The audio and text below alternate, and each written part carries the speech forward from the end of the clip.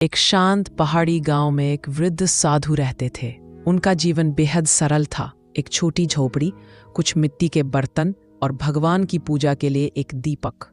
गांव के लोग उन्हें अत्यंत सम्मान देते थे क्योंकि उनकी वाणी हमेशा दिल को छू जाती थी। एक दिन गांव में यह खबर फैल गई कि साधु बहुत जल्द इस दुनिया को छोड़कर चले जाएंगे।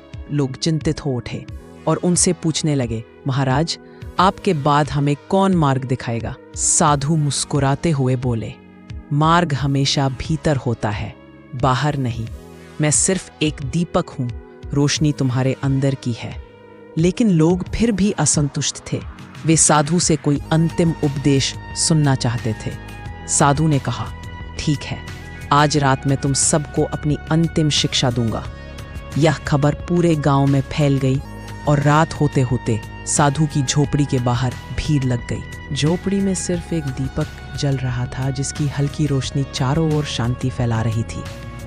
साधु ने दीपक उठाया और कहा, यह दीपक वर्षों से मेरे साथ है, आज यह तुम्हें अपनी अंतिम शिक्षा देगा।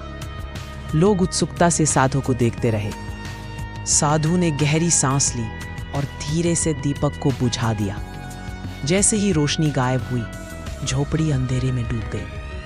लोग घबरा गए और आवाजें आने लगी, अंधेरा हो गया, अब कुछ दिखाई नहीं दे रहा।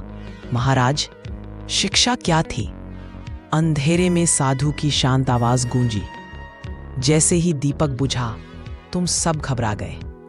तुमने सोचा रोशनी खत्म हो गई, लेकिन सच ये है कि रोशनी कभी खत्म नहीं होती, वह सिर्फ अपना स्रोत बदलती है। साधु ने आगे कहा, जब बाहर की रोशनी बुझ जाए तो भीतर की रोशनी जलानी पड़ती है।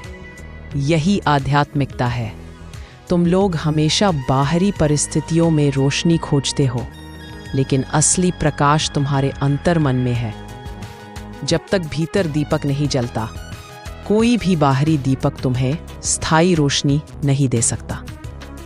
इन शब्दों ने सबके दिल को छू लिया। कुछ पल के लिए पूरा वातावरण शांत हो गया। हर व्यक्ति अपने भीतर झांकने लगा। साधु फिर बोले, आज जो दीपक बुझा है वो मेरा दीपक था, लेकिन जो दीपक जलना चाहिए वो तुम्हारा है। उस रात गांव के हर घर में दीपक जले, लेकिन उससे भी अधिक लोगों के भीतर एक नई रोशनी जल उठी।